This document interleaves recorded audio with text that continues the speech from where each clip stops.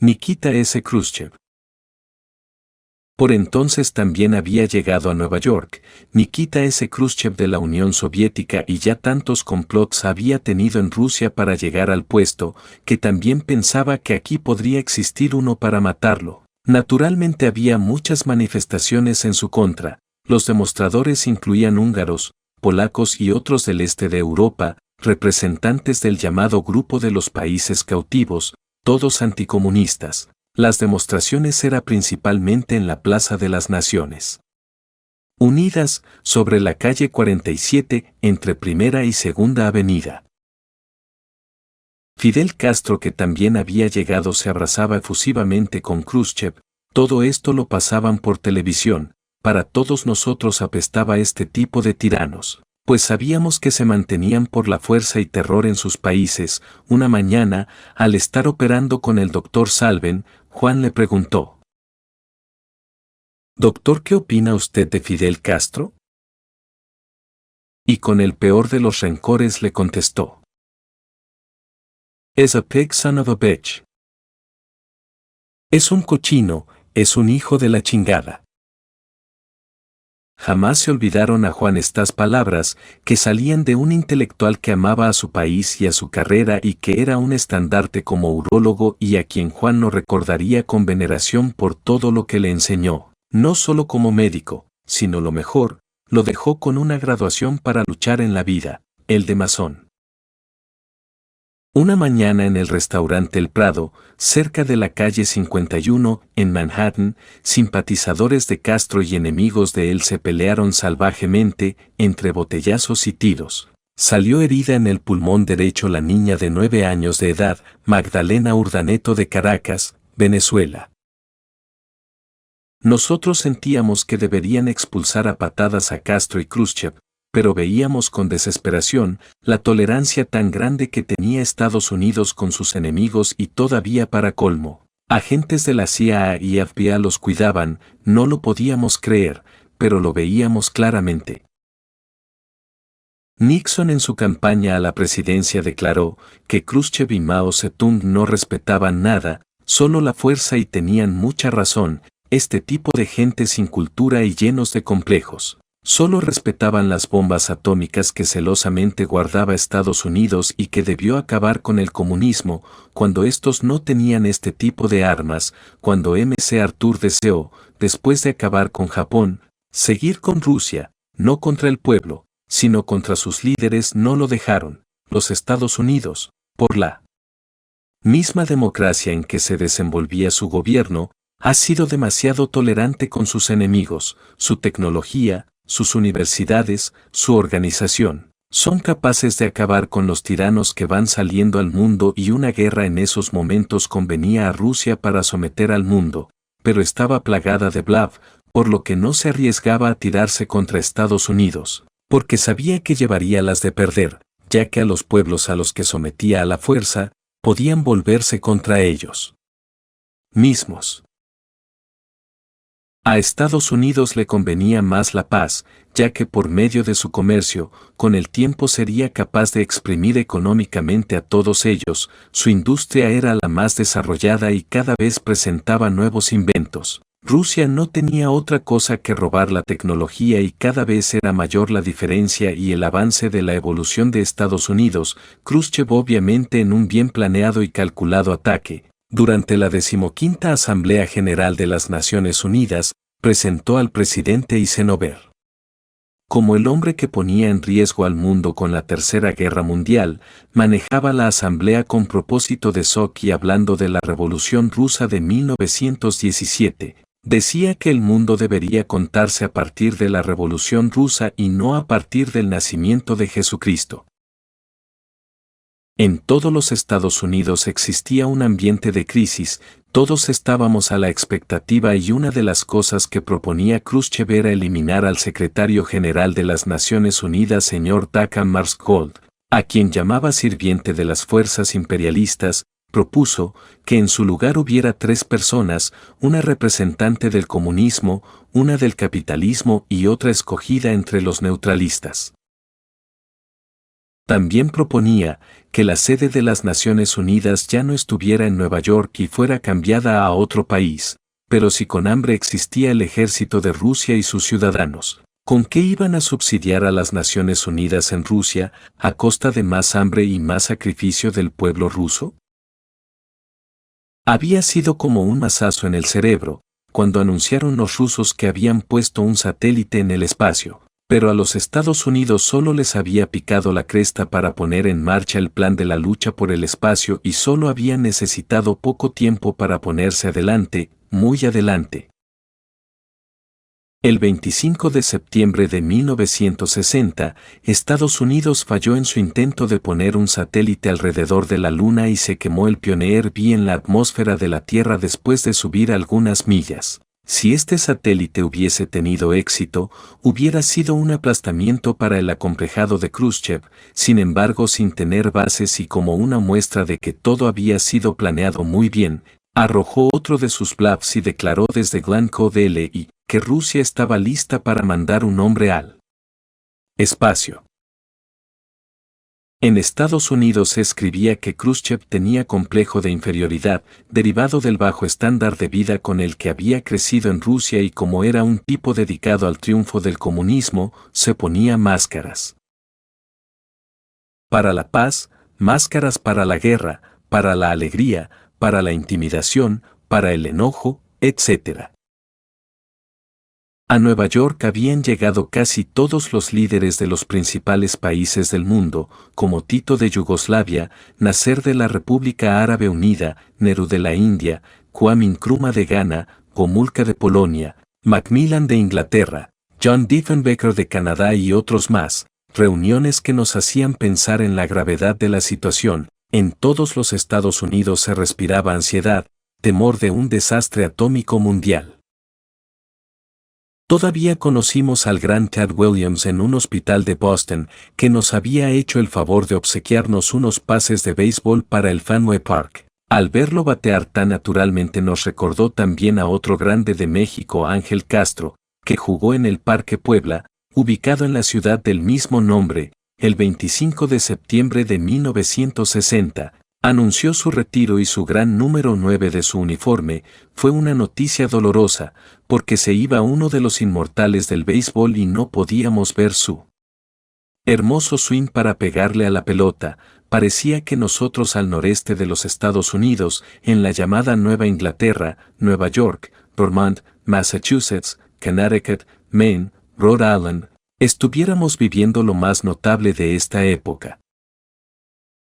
El 26 de septiembre de 1960, el Yankees de Nueva York ganó a punta de jonrones el campeonato de la Liga Americana y como manager al famoso Casey Stengel, con jugadores como el gran zurdo Luis Arroyo, que era un gordito pitcher de relevo, que ponía la pelota donde quería y casi siempre ganaba los juegos. También tenía a jugadores como Tony Kubek, Héctor López, Mickey Mantle, Roger Maris, Austin Howard, que ya sustituía frecuentemente al gran Yogi Berra y que veíamos lastimosamente cómo se iban acabando los grandes. En las salas de distinción del hospital, en las que tenían aparatos de televisión, veíamos la Serie Mundial 1960, tan pronto terminábamos de las operaciones. Nos íbamos a ver junto a los pacientes y todos los médicos.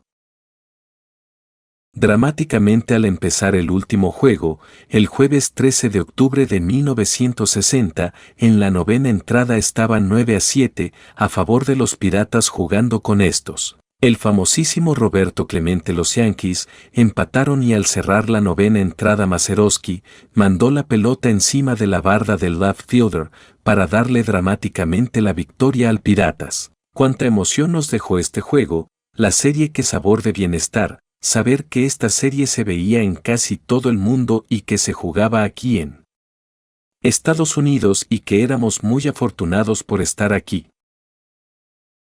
Éramos, en ese momento político, testigos de la campaña de Kennedy y de Nixon, algo que nunca habíamos presenciado en México, que marcó historia en el mundo con el debate de los candidatos presidenciales, frente a las cámaras de televisión transmitiendo a toda la gente de Estados Unidos su capacidad para resolver los problemas del mundo.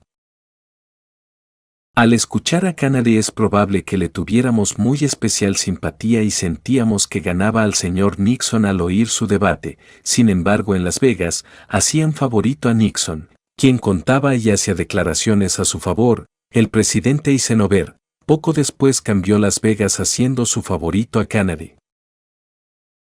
En México seguían los comunistas con paros, huelgas, presiones, querían llegar al mando por la fuerza, como habían hecho con Moscú.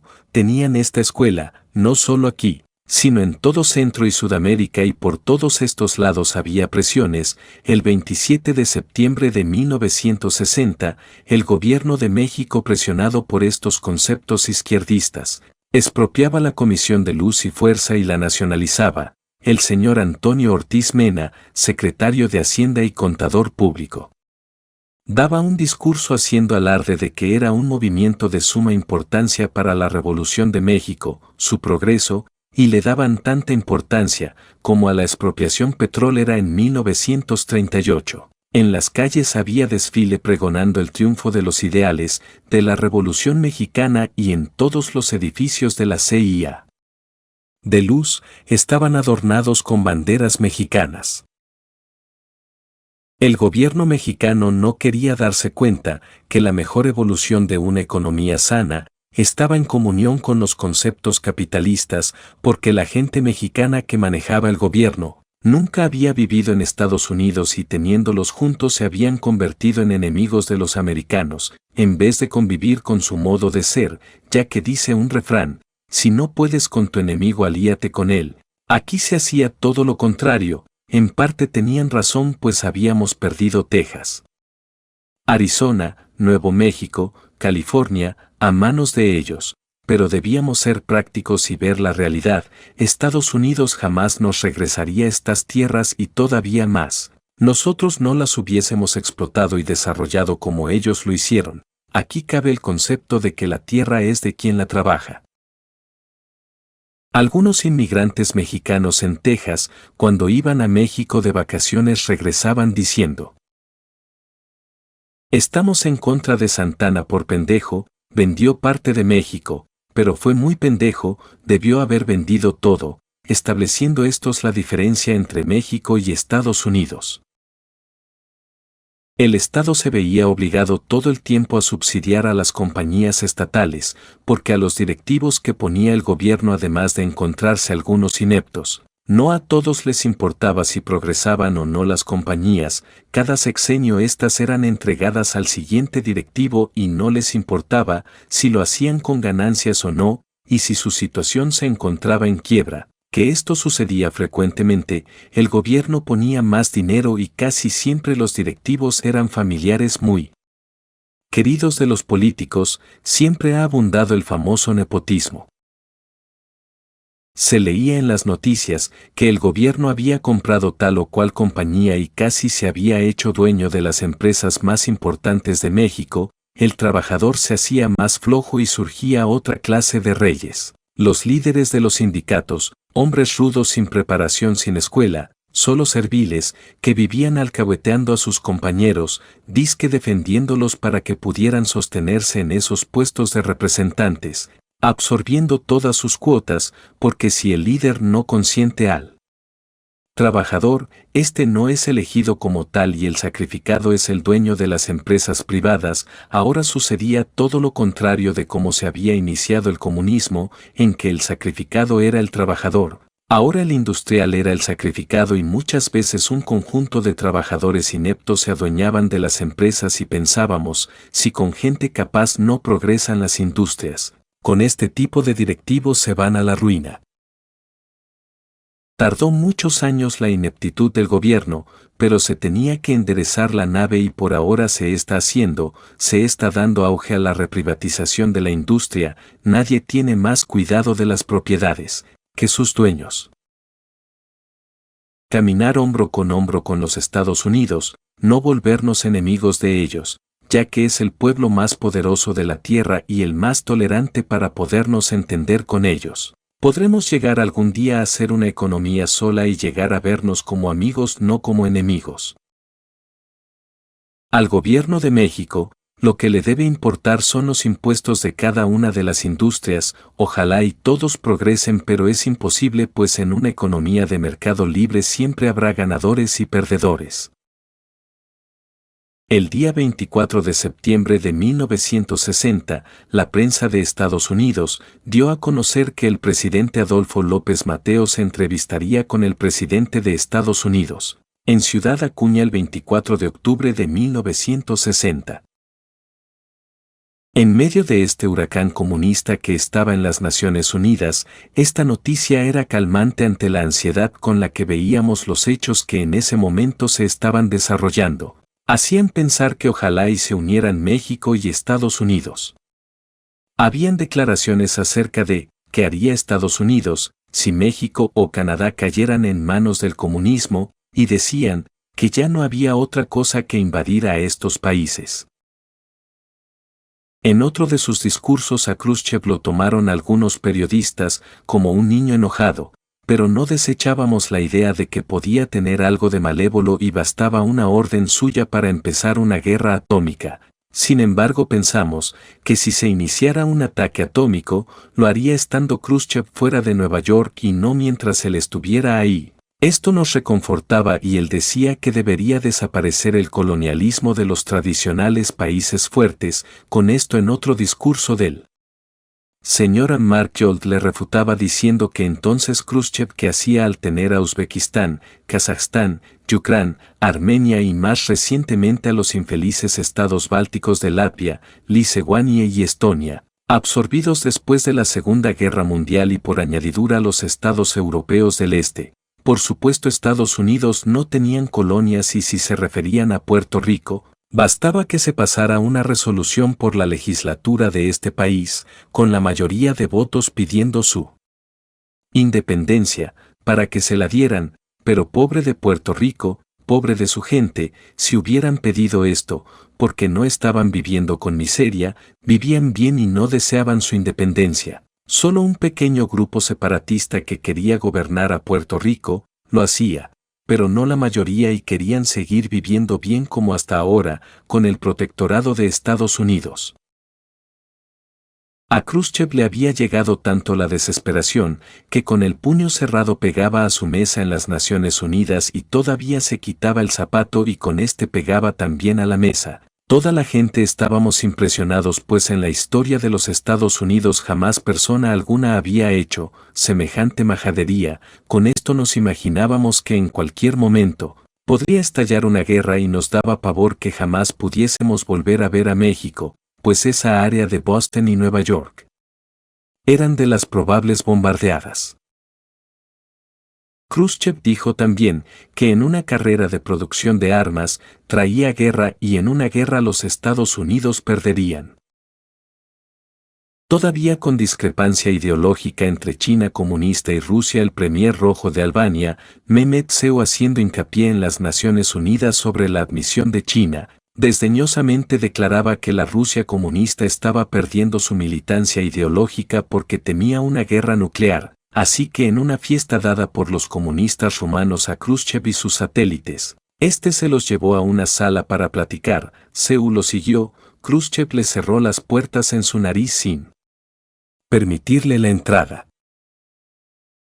En cuanto a China, que no llevaba relaciones normales con Rusia, Şehu la escogió como amiga por el dicho: el enemigo de mi enemigo es mi amigo. La Yugoslavia de Tito había roto con Moscú en 1948, esto dio motivo para que Albania se volviera poco dependiente de Rusia. Andábamos todos amedrentados en el hospital, cuando el general de la Fuerza Aérea Nathan F. Twining declaró: si fuéramos atacados por China o Rusia, a estos los podríamos destruir al mismo tiempo y sus líderes lo saben. Además añadió: un mundo nuclear no es cómodo, pero es preferible a vivir en un mundo comunista. La Guerra Fría seguirá hasta que haya un ganador y un perdedor claro. 30 años pasaron para observar el desmoronamiento de Rusia y sus satélites, pero en esos años Juan, al ver el armamento de Estados Unidos, los equipos de investigadores de compañías privadas y de las universidades, nunca dudó que Estados Unidos fuera el vencedor.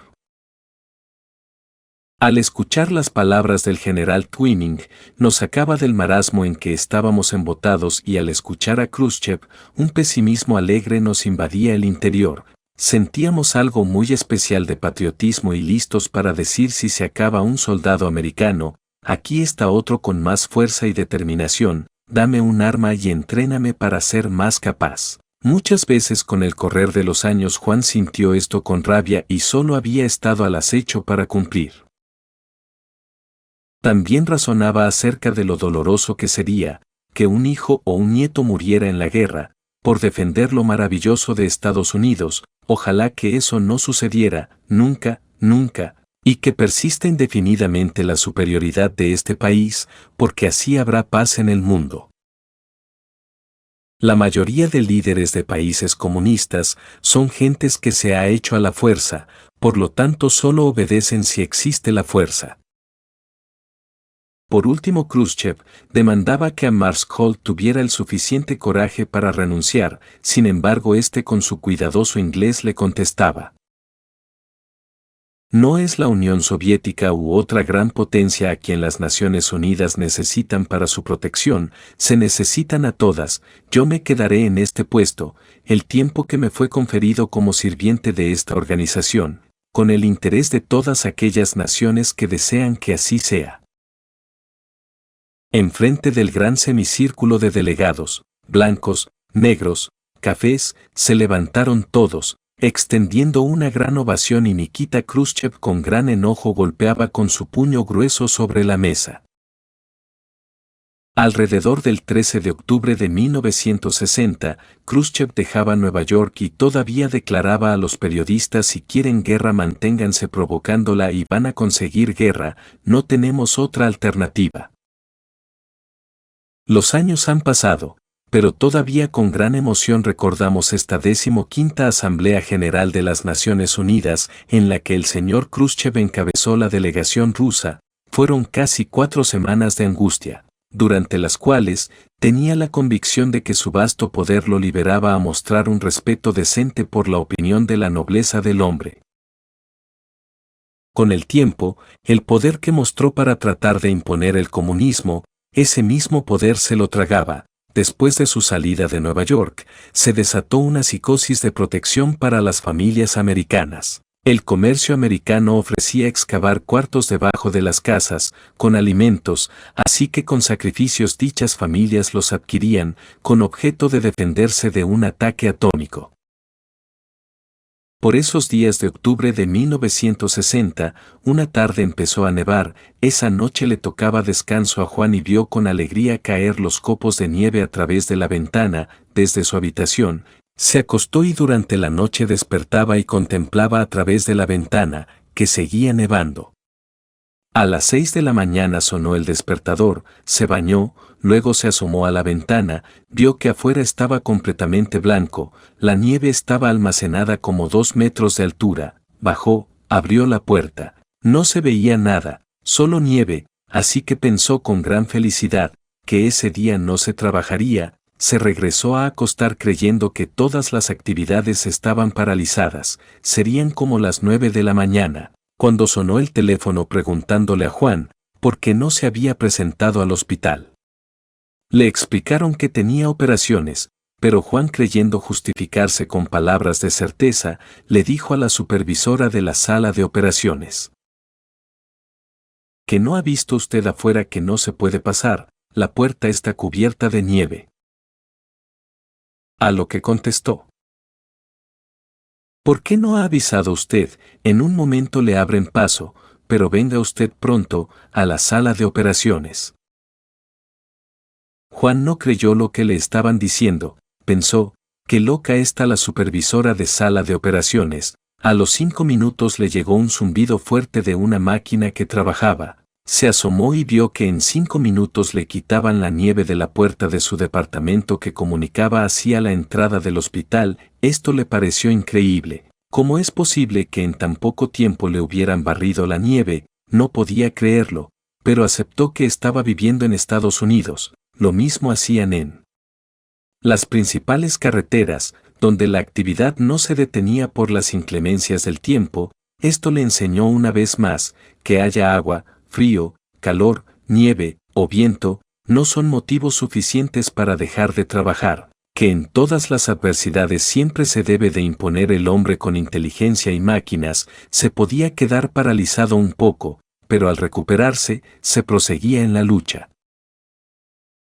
En el hospital a Juan, lo respetaban como médico, ya lo dejaban operar con libertad diversos casos. La doctora Black era la jefa de la sala de operaciones. Alrededor de la Navidad lo invitaba a comer con su niña y esposa, a su bellísima casa, ubicada en un bosque lleno de pinos y nieve. Para esta época Juan y su familia ya habían comprado abrigos especiales y botas que se usaban sobre los zapatos para la nieve. Afuera hacía un frío espantoso, pero qué bonito era entrar en esta casa, en donde se sentía calorcito. La chimenea prendida daba sensación de tranquilidad y deseo de vivir para siempre. En ese lugar, después de disfrutar la exquisita comida, Juan se despedía diciéndole a la doctora Black: «Doctora, estoy muy agradecido de que usted me haya invitado junto con mi esposa y mi niña en esta fecha tan especial, en temporada de Navidad».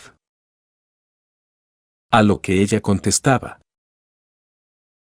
«Son cosas que usted se merece, por todo se ha ganado mi admiración». «No, doctora, no diga usted eso. Yo lo he visto trabajar y he visto cómo mueve sus manos». Cuando la doctora expresaba esto, le tomaba la mano derecha y le seguía diciendo: «Estas manos le van a dar a usted mucha satisfacción y dinero». Estas palabras dichas por la doctora nunca se le olvidaron a Juan ni a su esposa, quienes se sentían muy halagados de que esta autoridad dijera esto a un mexicano que estaba tan lejos y fuera de su patria. Pero no todo era dulzura. El doctor Susat era un cirujano que junto con Juan habían amputado una extremidad inferior derecha hasta el muslo, es decir, más arriba de la rodilla. A una paciente de unos 72 años de edad diabética, tenía gangrena y había tenido todo el pie negro, ya que la misma diabetes le obstruyó la circulación. El doctor Susat salió de viaje, dejó recomendado a Juan que la curara del diario, que a los 9 días le quitara los puntos. Juan siguió las instrucciones, la herida ya estaba cicatrizada al 9º día. Tal como lo dijo el doctor Susat, le retiró los puntos en compañía de la enfermera de esa sala. Todo estaba normal, pero al otro día que se presentó Juan a curarla nuevamente se encontró con que la herida se había abierto totalmente. A Juan no le impresionó, pues había visto otras heridas que no cicatrizaban y que tenían que volverse a suturar, pero la enfermera muy asustada lo reportó a la dirección y de aquí iba el reporte hacia el doctor Bendián, quien con gran alegría recibió la noticia. Lo citó frente de la enferma y sus familiares, quienes también estaban muy molestos. Cuando lo tuvo frente le preguntó con enojo: «Doctor Pérez, ¿quisiera decirme quién le ordenó retirar esos puntos?». A lo que Juan contestó: «Antes de salir de vacaciones el doctor Susat me encargó curar a la enferma y a los 9 días retirarle los puntos». La enfermera dice que el doctor Susat no le dijo nada. «Pero a mí sí». «Doctor Pérez, usted puede ser demandado y castigado por mala práctica y puede ser llevado a la cárcel». Juan al oír esto se sintió angustiado, pues sabía que Bendián no lo aceptaba y trataría de vengarse. Por ahora ya no iba a la ofensiva pues se sentía acorralado, solo trataba de defenderse y con cierto temor contestó: «Pues busque al doctor Susat y usted verá que lo único que hice fue seguir sus órdenes». «Del doctor Susat me han dicho que llega mañana, ya me comuniqué a su casa». «Mañana se aclarará todo, Dr. Bendián», contestó Juan. Cuando uno de los familiares de la enferma dijo: «Queremos que este doctor no vuelva a curar a mi mamá». El Dr. Bendián, viendo agresivamente a Juan, le comentó: «No tenga cuidado, esta clase de médicos no deben tocar a los pacientes». Y mañana mismo se aclarará esto. Juan, sintiendo que se le caía el techo, vio al doctor Bendián despedirse de los familiares, asegurándoles que todo iba a salir bien, a pesar de Juan, y que nada más que llegara el doctor Susat se arreglaría todo. Dio órdenes inmediatas para que la enfermera curara y vendara ese muslo, mientras Juan, escurriéndose, sintiendo que al salir del cuarto iba en el aire, sudando copiosamente, razonaba. Que este hijo de la chingada de Bendián, lo más probable es que ya había tenido pacientes en los que, no una, sino varias heridas se le abrieran, ya que es común esto de heridas, sobre todo por la edad y la diabetes que ocasionan falta de circulación. Estos casos no son difíciles de encontrar, muy frecuentemente suceden, pero que podría decir si a Bendián lo veían como Dios y tenía bastante autoridad dentro del hospital, aunque muchos externaban que era un hijo de la chingada.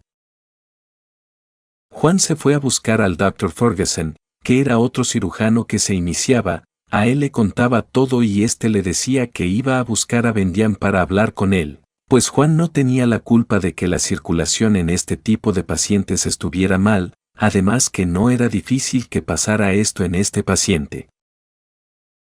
Juan no pudo dormir esa noche, se despertaba a cada rato, pensaba en la aclaración del doctor Susat. El doctor Bendián se tendría que tragar la acusación que le había hecho frente a la familia. Se había almacenado mucho odio en su ser en contra de Bendián.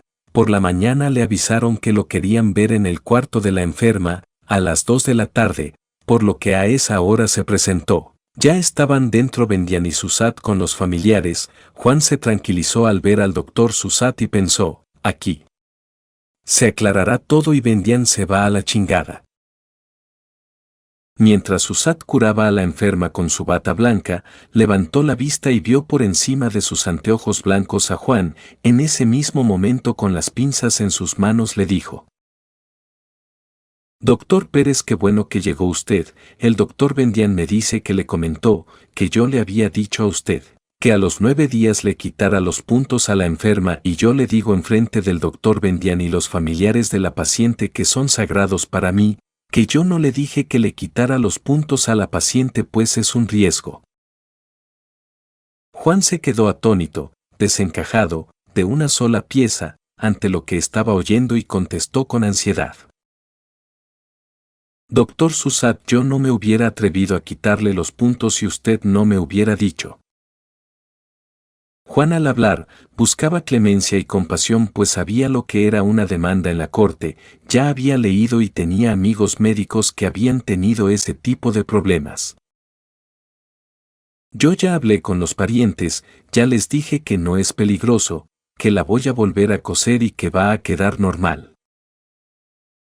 El Dr. Bendián agregó: Doctor Pérez, el doctor Susat y yo ya hablamos con los parientes y como usted verá, la herida está muy fea. Juan la observó y efectivamente se veía catastrófica, con el hueso en medio y todos los músculos alrededor. El doctor Bendián prosiguió: Pero la reconstruirá, estoy seguro que va a dejarla bien, pues es un médico de reconocido prestigio aquí. Eso se gana con muchos años de trabajo y el doctor Susat tiene eso, así que va a quedar sana. Ojalá le sirva de escarmiento, para no volver a ver a un enfermo que no le pertenece a usted. Queda perdonado su error, por los familiares, por el doctor Susat y por el hospital, al cual yo represento. Puede usted retirarse. Juan trató de defenderse y hablar, pero el Dr. Bendián le volvió a decir con voz suave pero forzándolo: Doctor Pérez, puede usted retirarse. Juan salió del cuarto sudando de vergüenza y sintiendo un gran odio, maldiciendo el momento en que había decidido irse al hospital de Olioque. Qué lección tan formidable le daba la vida, qué lección, y quien le estiraba la mano para defenderlo de este par de hijos de la chingada. Quien se salió del hospital casi sin saludar a nadie. A una enfermera que se encontró en el pasillo con quien se llevaba muy bien trató de saludarla, pero le salió una queja. Sentía en ese momento un nudo enorme en la garganta, se dirigió frente al hospital, en donde había una pequeña barda y abajo un bosquecito de pinos, se bajó y se sentó a llorar en un árbol, su cabeza era un volcán, sentía que le estallaba y pensaba, que si en Puebla alguien le hubiera hecho esto mismo, los agarraba a golpes, pero olió que era diferente. ¿Qué mentira tan grande habían dicho frente a él? ¿Qué mentira le había sostenido esta gente? El doctor Susat era de Rumanía, gente que había pasado por la Segunda Guerra Mundial, donde habían sufrido hambre y muerte, pero con tal de sobrevivir no les importaba traicionar a quien se le ponía enfrente. Esto que le sucedía a Juan era un remanente que le había quedado en el cerebro de este doctor. Juan se acordó esta vez del doctor Castellanos, de las palabras que le había dicho al dejarlo en San Antonio. Aquí lo dejo, doctor, solo recuerde que en la vida estamos solos y solos nos tenemos que defender. Siguió pensando amargamente que en lo sucesivo debería ser capaz, para ver los problemas antes que pasaran y protegerse de ellos, pues aquí no tenía a nadie que lo defendiera.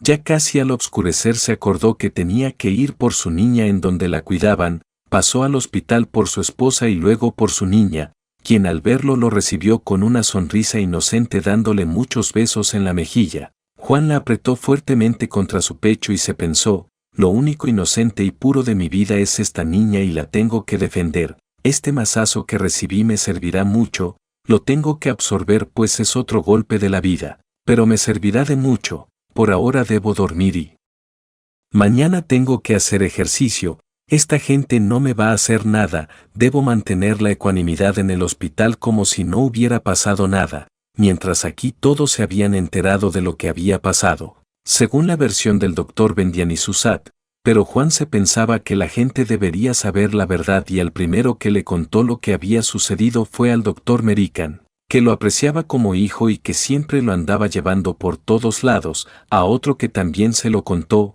fue al doctor Salven, que le contestó: ten cuidado, Bendian es un hijo de la chingada, de Susat no le había conocido nada igual, pero de ahora en adelante debemos tenerlo en cuenta, pues ya sabemos su calidad, no te apures, voy a ver cómo te protejo. Juan sintió alivio al oír al Dr. Salwen, pero también sintió que había perdido la confianza de todos. A las enfermeras también les contó cómo sucedió y con el ejercicio y trabajo todo quedaría atrás, aunque le habían dado otra lección de la vida para siempre.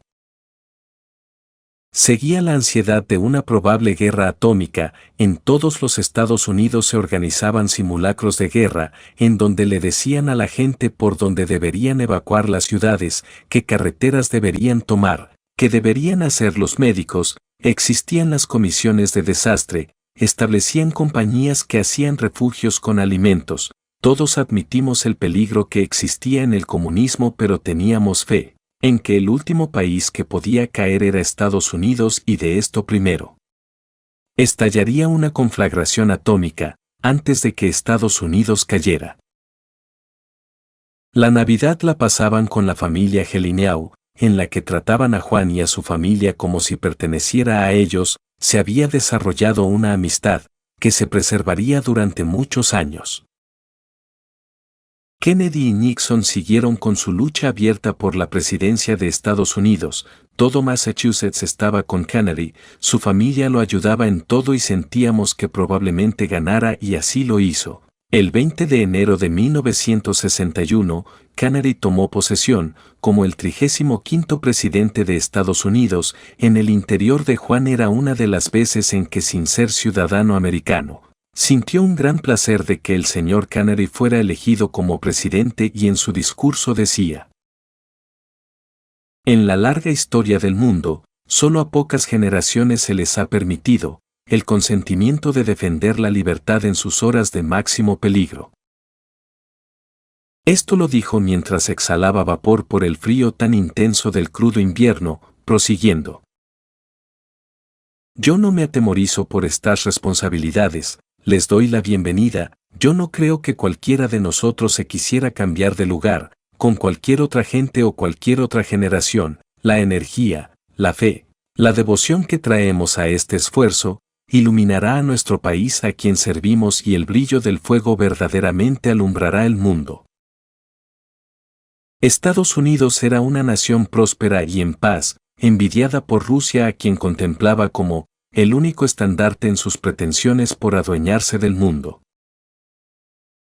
El señor Kennedy era el guía del país que más tecnología había desarrollado en la historia del mundo, había sido héroe de la Segunda Guerra Mundial, había salvado vidas cuando se había hundido su bote PT, era el prototipo que Juan se había formado en el cerebro. El señor Kennedy era agresivo natural, con espíritu competitivo como el de la marca de su familia. Había vivido y seguido la estancia de Khrushchev en Nueva York. En una ocasión le preguntaban si era interesante su trabajo y él agregaba: el trabajo es interesante, pero las posibilidades de fracaso son sin límite. También le preguntaban si le gustaría estar como presidente por más de 2 periodos y contestó: es contra la ley, pero además no quiero trabajo por más de 8 años.